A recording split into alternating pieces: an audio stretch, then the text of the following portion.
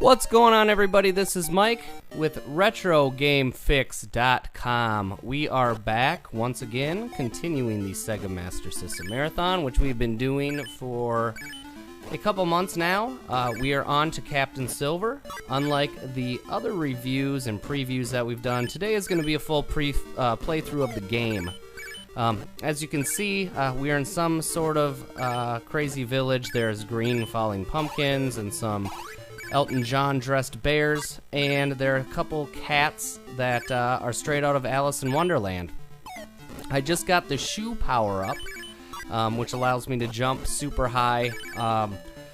What I can say is, if you're going to do the full playthrough of this game, you can get through it in anywhere from probably 6 to 15 minutes, depending on how many times you die and if you want to grab power-ups and get extra lives. But if you were just to play straight through it, not look for the extra lives, the extra power-ups, you wouldn't need it.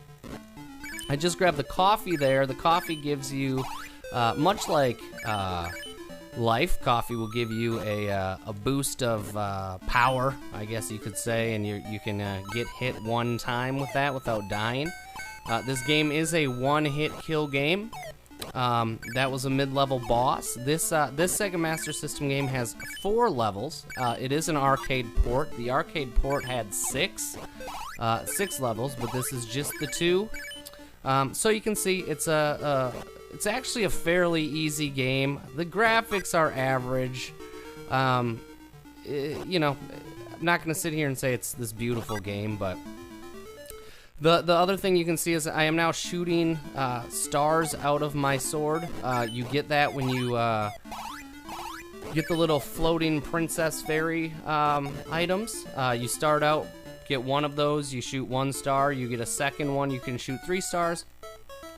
And then when you get your third power up, you can shoot 5 stars. So I just completed the first level pretty straight through. There wasn't even a real boss. There was a mid-level boss, and that was about it. And now we are on to a boat, which seems like a more common place that you would find a captain, you know, to be battling. I just got my 5th stars, or my 5th fairy, so now I can shoot more stars. And, you know, now it's pretty straightforward. There's, you know, 3 more rounds. You can basically fly through these next few. We're just gonna keep going, shoot the sword stars at everybody, and continue to collect our alphabet or our letters here and try to get extra guys. In this playthrough, I will say that I actually did need a couple extra guys. If you keep the stars through the entire playthrough and the vest, it does make the end guy quite a bit easier to beat, but it's definitely doable either way. Dropping down below the boat, you can explore down here, get different power-ups, run into different foes. I'm just taking the fastest route through. But again, this kind of speaks to the Master System. They always did quite a lot of different things with different environments within the same levels. This one is no different. The hit detection is still fairly odd, and as you can see, the enemies in this game do not provide any real competition. As we go back up to the top deck, we will be met with our first real boss. I'm not grabbing any of those letters because I will not need extra guys later, but we are met with the real captain of the ship, and he just jumps over you a few times, and you just basically want to stay out of his way. I hit him enough times there, it probably looked like I died. Maybe I did, but the system did not see that. Now we are on to the third stage, or scenes as they call them. Falling coconuts. You can basically fly through these as well. You're met with new enemies. This guy is kind of a jungle villager that is trying to stab you. Again, no real challenge here. No real even platforming at this point at all through the game. At this point, that was useless for me to get, but I had the key to get into the shop, so I will go for it. And we'll keep flying through here. Again, this environment is pretty ugly. I don't know what else to say about it. Here's some platforming where you jump on a moving turtle. Captain Silver can shoot stars out of his sword, but he cannot cross a river that a turtle can happily float back and forth in. That will kill you. So we will just happily jump on the turtle shells in order to get across. I actually heard three of these turtles did turn into Ninja Turtles, so that is good for them. So that's fantastic.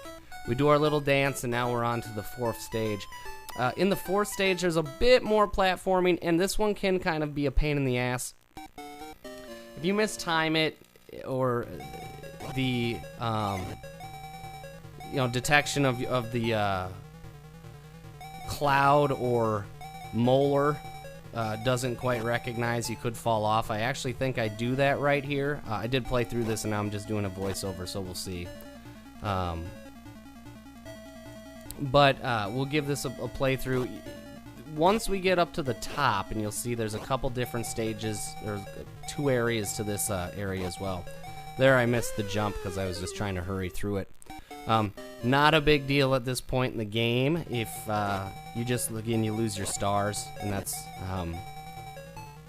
never fun because it makes it the end boss a slight bit more difficult, but we won't worry about it on this playthrough. We will just continue to jump on these floating teeth and the rocks. I will not make that same mistake again. And timing's really everything here, but the good news is you can continue to wait while you're doing these jumps.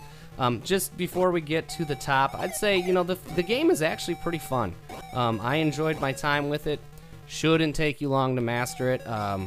It did take me quite a while because I kept trying to rush through it, and it was pissing me off, and I was not in the mood to get frustrated with the game.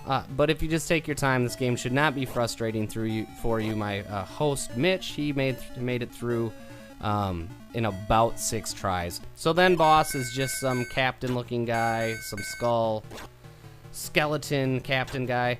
Basically, you just want to jump out of the way and just keep dodging him and hit him. And he will throw little flaming dart things at you. You can kind of goad him into jumping where you want and just run under him, jump again, and just keep hitting him as I'm doing. It's not super difficult to get through. Just be patient. Just don't try to rush it. As you can see, this is where it would be a little bit easier with the stars because you could be firing at them at this point, but we won't need it for this playthrough. And here's the last couple hits. And luckily I had my coffee vest on, and we took care of the last boss. So that's the game in a nutshell. That's our playthrough of Captain Silver. You get the rolling credits. Again, this is unlike the arcade, where the arcade will actually give you a little mini comic book display of the story. We captured Captain Silver's treasures, and Jim, our protagonist, is now a happy man.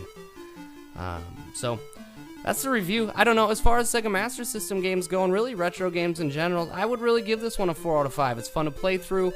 It's something if you just want to sit down and conquer a game, in 10 minutes and feel good after work or during lunch. This is probably the game to pick up so far. I think it's one of the better Master System games that I've played so far. So this is Mike, RetroGameFix.com, and be sure to check out our podcast at RetroGameFix.com and on Twitter at RetroGameFix.com. Thanks.